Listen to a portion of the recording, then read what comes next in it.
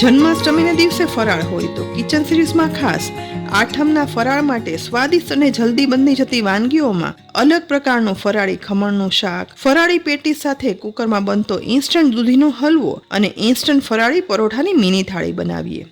આજે બધી સામગ્રીનું માપ છે ને 2 વ્યક્તિને થઈને તે રીતે લીધું છે. આઠમની મિની ફરાળી થાળી બનાવવાની શરૂઆત ખમણના શાકથી કરીએ, જેના માટે અહીં મેં 2 મીડિયમ સાઇઝના બટેટાની છાલ ઉખાડી લીધી છે. હવે પાણી ભરેલું બાઉલ લઈશું અને મોટો ખમણ થાય ને તેવી ખમણી વડે બટેટાનું એકદમ જાડું ખમણ કરી લેવાનું છે. બટેટાની સ્લાઇસને બદલે આ રીતે ખમણ કરવાથી બટેટા છે ને તે એકદમ જલ્દી ચડી જાય છે અને શાક છે ને તે એકદમ મીઠું થાય છે. બંને બટેટાનું ખમણ થઈ ગયું છે.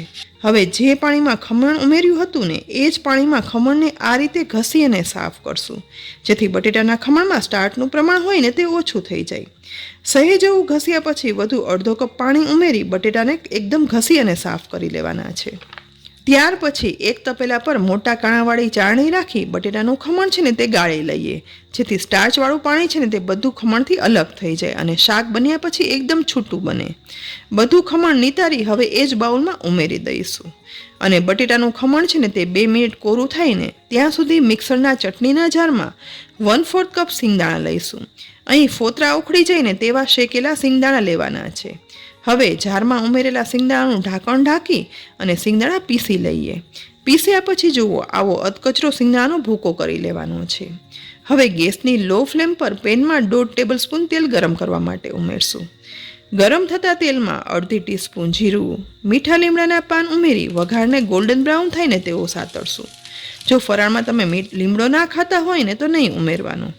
જીરું ગોલ્ડન બ્રાઉન સતરાઈને એટલે 1 ટીસ્પૂન સફેદ તલ, 2 લીલા મરચાના ટુકડા અને 1/2 ટીસ્પૂન આદુની પેસ્ટ ઉમેરી સહેજ એવું સાતળશું. સફેદ તલ છે ને તે વઘારમાં ફૂટી તુરંત જ ઉડવા લાગશે, એટલે જરા પણ સમય બગાડ્યા વગર નિતારેલું બટેટાનું ખમણ છે ને તે વઘારમાં ઉમેરી દેવાનું છે. બધું બટેટાનું ખમણ ઉમેરાઈ જાય ને એટલે હવે મસાલો પણ કરી લઈએ, જેના માટે ફક્ત અત્યારે 1/2 ટીસ્પૂન મીઠું ઉમેરી વઘાર સાથે બધું એકદમ સરસ મિક્સ કરી દઈશું અને લગભગ 1 મિનિટ સુધી સાતળશું, જેથી આદુ, મરચાં, જીરું, તલનો વઘાર છે ને તે બટેટાના ખમણમાં ભળી જાય. વળી બાફેલા બટેટાના શાક કરતાં આ રીતે બટેટાના કાચા ખમણનું શાક વઘારવાથી શાક ઓછા તેલમાં અને જલ્દી પણ બની જાય છે અને એકદમ મીઠાશવાળું બને છે. 1 મિનિટ સુધી સાતળ્યા પછી હવે પેનનું ઢાંકણ ઢાંકી માત્ર 2 મિનિટ ખમણને ગેસની લો ફ્લેમ પર ચડવા દેવાનું છે. શાક ચડે છે ને એ દરમિયાન મેં અહીં 1 દૂધી લીધી છે, જેમાંથી 1/4 ભાગ અલગ કરી પોણી દૂધીની છાલ ઉખાડી લેવાની છે. આજે આપણે કુકરમાં ઇન્સ્ટન્ટ દૂધીનો હલવો બનાવવાના છીએ, જેના માટે દૂધીની છાલ કાઢી લીધા પછી મીડિયમ ખમણની ખમણી વડે દૂધીનું ખમણ કરી લેવાનું છે. અહીં દૂધીનું ખમણ બની અને તૈયાર થઈ ગયું છે, પણ કુકરમાં ઇન્સ્ટન્ટ દૂધીનો હલવો કરવો છે તેના માટે ગેસની લો ફ્લેમ પર કુકરમાં બધું દૂધીનું ખમણ છે ને તે પહેલાં ઉમેરી દઈશું. આ ખમણ વજનમાં આશરે 300 ગ્રામ જેટલું છે, તો તેમાં માત્ર અડધો કપ દૂધ ઉમેરી દેવાનું છે. હવે કુકરનું ઢાંકણ ઢાંકી અને સીટી લગાવી લઈશું. ગેસની મીડિયમ ફ્લેમ પર માત્ર 2 સીટી કરવાની છે. આટલું કર્યું ને એ દરમિયાન બીજી સાઈડ ચડતા બટેટાના ખમણનું ઢાંકણ ખોલી અને ચેક કરશું. અહીં બટેટાનું ખમણ ચડી ગયું છે, તો હવે ચડેલા બટેટાના ખમણમાં શેકેલા સિંગદાણાનો પીસેલો ભૂકો છે ને તે ઉમેરી દઈશું. સાથે મસાલામાં 1/2 ટીસ્પૂન લાલ મરચું પાવડર, 2 ટીસ્પૂન ખાંડ ઉમેરશું. અહીં 1 લીંબુના 2 ટુકડા કર્યા છે, તો આ બંને ટુકડાનો રસ છે ને તે નીચોવી દઈશું. સાથે સમારેલી કોથમીર પણ ઉમેરી દઈએ.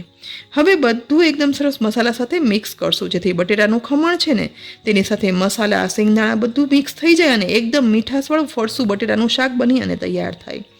આ શાકમાં ગળાશ અને ખટાશ છે ને આપણે વધારે જ ઉમેરી છે, જેથી આ શાક છે ને તે ટેસ્ટમાં બહુ જ મસ્ત લાગે છે. ખમણનું શાક માત્ર 3 થી 4 મિનિટમાં જ બની અને તૈયાર થઈ જાય છે. બીજી સાઈડ દૂધીનું ખમણ બાફવા રાખેલું કુકરમાં 2 સીટી થઈ ગઈ છે અને તે ઠંડુ પણ થઈ ગયું છે, તો હવે કુકરનું ઢાંકણ ખોલી લઈએ. અહીં માપના દૂધ સાથે ફક્ત 2 જ સીટીમાં દૂધીનું ખમણ ચડી ગયું છે અને નીચે તરફ દૂધીમાંથી પાણી પણ અલગ થઈ ગયું છે. તો હવે ફરીથી ગેસની ફ્લેમ ચાલુ કરી દઈએ અને મીડિયમ ફ્લેમ પર દૂધીના ખમણમાં 1/3 કપ ખાંડ ઉમેરી દૂધીના ખમણમાં મિક્સ કરશું. ત્યાર પછી સતત મિક્સ કરતા જઈ ખાંડ ઓગળી અને તેમાં થયેલું પાણી બળી જઈને ત્યાં સુધી ચલાવવાનું છે. માત્ર 2 થી 2.5 મિનિટમાં જ ખાંડનું પાણી બળી જશે. એ પછી તેમાં 1/4 કપ જેટલો માવો છે ને તે ચડતા દૂધીના ખમણમાં ઉમેરી દઈશું. સાથે બદામની સ્લાઇસ અને કિસમિસ તથા 1 ટેબલસ્પૂન ચોખ્ખું ઘી ઉમેરી દેવાનું છે અને બધું મિક્સ કરશું. દૂધીના હલવામાં માવો ઉમેરવાથી ક્રીમીનેસ સાથે આ હલવો છે ને તે લચકા જેવો બને છે. પણ જો માવો ના હોય ને તો 2 ટીસ્પૂન જેટલી દૂધની મલાઈ અથવા મિલ્ક પાવડર પણ ઉમેરી શકાય છે. અને ઉપરથી ઘી ઉમેરવાથી ઘી છે ને તે બનેલા દૂધીના હલવામાં મિક્સ થઈ અનોખી સુગંધ સાથે હલવામાં એકદમ સરસ શાઇનિંગ પણ લાવે છે. બસ વધુ 1 થી 1.5 મિનિટ સુધી મિક્સ કરતાં હલવો એકદમ સરસ બન્યાની સુગંધ આવવા લાગી છે અને હલવામાંથી ઘી પણ અલગ થઈ ગયું છે. તો ફટાફટ માત્ર 15 મિનિટમાં કુકરમાં દૂધીનો હલવો બની અને તૈયાર થઈ ગયો છે. હવે સાથે આપણે ફરાળી પેટીસ પણ બનાવીએ. અહીં મેં 5 બટેટા બાફી અને છાલ ઉખાડી અને લીધા છે. પ્રથમ એક મોટો બાઉલ લઈશું અને મોટું ખમણ થાય ને તેવી ખમણી વડે બાફેલા બટેટાને આ રીતે ખમણી લઈશું. જો મેશર વડે મેશ કરવા હોય ને તો પણ બટેટાને મેશ કરી શકાય છે, પણ આ રીતે બાફેલા બટેટાને ખમણવાથી પેટીસનો ઉપરના લેયર માટે બનતો માવો છે ને તે લમ્સ વગરનો અને એકદમ સ્મૂથ બનશે. બધા બટેટાનું ખમણ થઈ ગયું છે તો આ સમયે તેમાં 1/2 ટીસ્પૂન મીઠું, 1/2 કપ આરાલોટ ઉમેરી દઈશું.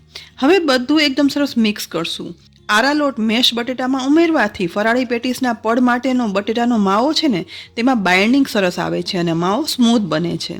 હવે હાથ વડે મસળતા લોટ બાંધ્યો હોય ને તેવો માવો તૈયાર થઈ ગયો છે. તો પેટીસના સ્ટફિંગ માટે મસાલો પણ બનાવી લઈએ. જેના માટે 1 કપ કોપરાનું ઝીણું ખમણ લઈશું. તેમાં 1 ટેબલસ્પૂન આદુ, તીખા લીલા મરચાંની પેસ્ટ, વધારે પ્રમાણમાં સમારેલી કોથમીર, થોડી કિસમિસ અને કાજુના ટુકડા, 1/2 ટીસ્પૂન મીઠું, 1/2 ટીસ્પૂન ખાંડ ઉમેરશું. સાથે અડધા લીંબુનો રસ પણ નીચોવી દઈશું. હવે બધું ચમચી વડે મિક્સ કરશું.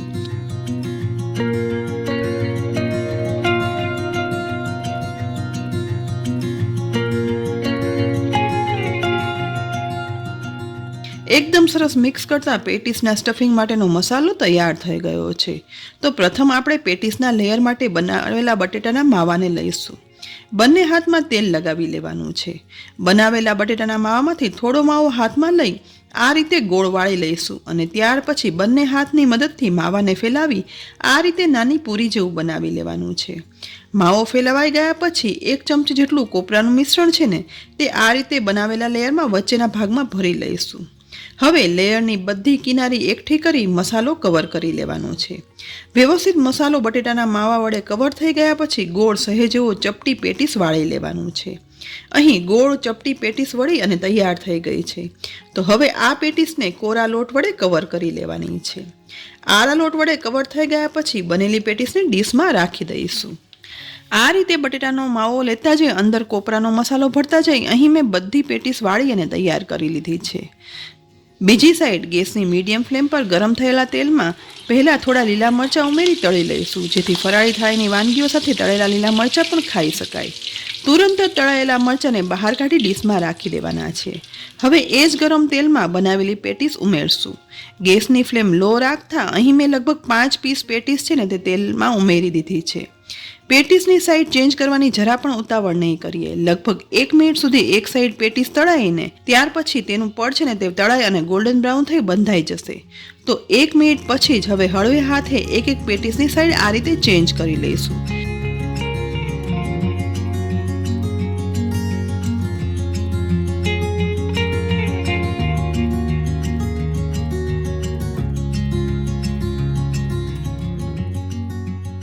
જેથી અહીં જુઓ એકદમ ગોલ્ડન બ્રાઉન કલર સાથે પેટીસ તળાઈ રહી છે. હવે આ જ રીતે બંને સાઈડ ચેન્જ કરતા જઈ વધારે 2 થી 2.5 મિનિટ પેટીસ તળાઈ લાઇટ ગોલ્ડન બ્રાઉન કલર સાથે તે તૈયાર થઈ ગઈ છે.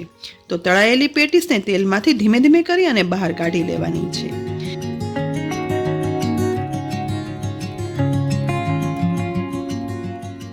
બધી પેટીસ બહાર નીકળી જાય ને એટલે બાકીની પેટીસ પણ તળવા માટે ઉમેરી દઈશું. પેટીસ તળાઈ છે ને એ દરમિયાન પેટીસ સાથે ખાવાની ખાટી મીઠી ચટણી પણ બનાવી લઈએ. અહીં મેં ખજૂર અને આંબલી પાણીમાં ઉકાળી અને રાખ્યા હતા, જે ઠંડા થઈ ગયા છે. તો ખજૂર અને આંબલીમાંથી બીજ અલગ કરી લઈએ. બધા જ બીજ અલગ થઈ ગયા છે. તો હવે મિક્સરના ચટણીના જારમાં બીજ કાઢેલા ખજૂર આંબલીનો પલ્પ છે ને તે ઉમેરી દઈશું. તેની સાથે 1/4 કપ પાણી, 2 લીલા તીખા મરચાં, 1/2 ટીસ્પૂન આદુની પેસ્ટ, 1/2 ટીસ્પૂન લાલ મરચું પાવડર, 1/2 ટીસ્પૂન મીઠું ઉમેરી ઝાડનું ઢાંકણ ઢાંકી અને બધું પીસી લઈશું. પીસ્યા પછી બાઉલ ઉપર ગળણી રાખી પીસાયેલું ચટણીના મિશ્રણને ધીમે ધીમે કરી અને ગાળી લેવાનું છે, જેથી ખજૂર આંબલીના રેસા છે ને તે દૂર થઈ જાય અને નીચે તરફ આપણને એકદમ સ્મૂથ થીક ચટણી મળે. બધી ચટણી ગળાઈ ગયા પછી ચટણી તૈયાર થઈ ગઈ છે. તો આ તરફ ઉપરથી ગોલ્ડન બ્રાઉન ક્રિસ્પી પડ સાથે સ્વાદિષ્ટ કોપરાની પેટીસ પણ બની અને તૈયાર થઈ ગઈ છે. હવે છેલ્લે આપણે ફરાળી પરોઠા પણ બનાવી લઈએ, જેના માટે 1 કપ રાજગરાનો લોટ લઈશું. હવે તેમાં અડધું બાફેલું બટેટું લઈ આ રીતે ખમણી લઈશું, જેથી લમ્સ વગરના બટેટાનો માવો લોટમાં મિક્સ થઈ જાય. બટેટાનું ખમણ થઈ ગયા પછી આ મિશ્રણમાં અડધી ટીસ્પૂન મીઠું, અડધી ટીસ્પૂન મરીનો પાવડર, અડધી ટીસ્પૂન આદુ મરચાંની પેસ્ટ અને સમારેલી કોથમીર પણ ઉમેરી દઈશું. સાથે 1 ટીસ્પૂન જેટલું તેલ ઉમેરી બધું પહેલાં હાથ વડે મિક્સ કરી લેવાનું છે. સહેજ એવું મિક્સ કર્યા પછી 1 કપ પાણીમાંથી જોઈતું પૂરતું પાણી મિક્સ કરતા જઈ એકદમ કઠણ લોટ બાંધી લેવાનો છે. રાજગરાના લોટમાં બાફેલું બટેટું ઉમેરવાથી લોટમાં બાઇન્ડિંગની સાથે તેમાંથી બનતા પરોઠા કે પૂરી ચવડ ના થતાં સોફ્ટ થાય છે, પણ બટેટામાં રહેલું મોઇશ્ચર પણ છૂટું પડે છે. માટે લોટ પહેલેથી જ કઠણ જ બાંધવાનો. લોટ બંધાઈ ગયા પછી તેમાં અડધી ટીસ્પૂન તેલ ઉમેરી લોટ સહેજ એવો મસળી લઈશું અને હવે ઢાંકણ ઢાંકી માત્ર 2 જ મિનિટ માટે રાખીશું. 2 થી 3 મિનિટ પછી કૂણવાયેલા રાજગરાના લોટનું ઢાંકણ ખોલી આ રીતે લોટમાંથી લુવા બનાવી લઈશું. એક લુવો બની જાય ને એટલે લુવાને કોરા રાજગરાના લોટ વડે કવર કરી લુવાને પાટલી ઉપર લઈ અને કિનારીએથી કવર કરી લેવાની છે.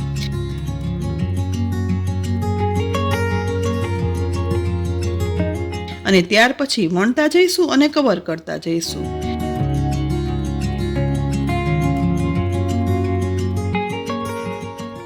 એકદમ હળવે હાથે વણતા મીડિયમ થિકનેસનું પરોઠું છે ને તે વણાઈ અને તૈયાર થઈ ગયું છે. તો તૈયાર થયેલા આ પરોઠાને મીડિયમ ફ્લેમ પર ગરમ થતા તવા ઉપર શેકાવા માટે ઉમેરી દેવાનું છે. પણ લગભગ 1 મિનિટ સુધી પરોઠાને એક સાઈડ શેકાયા પછી જ તેની સાઈડ ચેન્જ કરશું.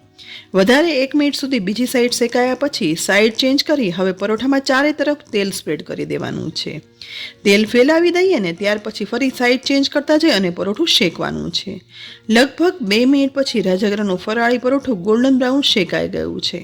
તો હવે તવા પરથી ઉતારી લઈશું અને થાળી પણ પીરસી લઈએ. અહીં થાળીની બધી વાનગી તૈયાર થઈ ગઈ છે. તો આઠમની ફરાળી મિની થાળીમાં પ્રથમ કુકરમાં બનેલો ઇન્સ્ટન્ટ દૂધીનો મીઠો મીઠો હલવો પીરસીએ. સાથે બટેટાના ખમણવાળું ક્રિસ્પી ક્રન્ચી ફરસું શાક પણ પીરસી લઈએ. ખજૂર આંબલીની ખાટી મીઠી ચટણી પીરસીએ અને ચટણી સાથે ખાઈ શકાય ને તેવી ગરમા ગરમ કોપરાની પેટીસ પીરસીએ. છેલ્લે ગોલ્ડન બ્રાઉન ક્રિસ્પી પડ સાથે બનેલા રાજગરાના ફરાળી પરોઠા છે ને તે પણ પીરસી લઈએ. આઠમના ઉપવાસમાં બસ આ બધી વાનગીની ફરાળી થાળી બનાવી અને પીરસો ને તો ઘરમાં બધાને ચોક્કસ ભાવશે જ અને ઉપવાસમાં પણ મજા પડી જશે. તો ફ્રેન્ડ્સ, આઠમના ઉપવાસમાં બનાવી શકાય ને તેવી થાળીની બધી વાનગી તમને કેવી લાગી કોમેન્ટ બોક્સમાં લખી અને જરૂરથી કહેજો. સાથે જ રેસીપી ગમી હોય ને તો લાઈક કરી અને શેર કરજો અને અમારી યુટ્યુબ ચેનલને સબસ્ક્રાઈબ કરી બાજુમાં આપેલ બેલ આઇકન પણ પ્રેસ કરી દેજો અને અમારા ફેસબુક પેજને લાઈક કરી અને ફોલો કરજો, જેથી આવી અનેક ઉપયોગી રેસીપીના અપડેટ્સ તમને તુરંત જ મળે. ફરી મળશું ઉપયોગી રેસીપી સાથે. ત્યાં સુધી આવજો.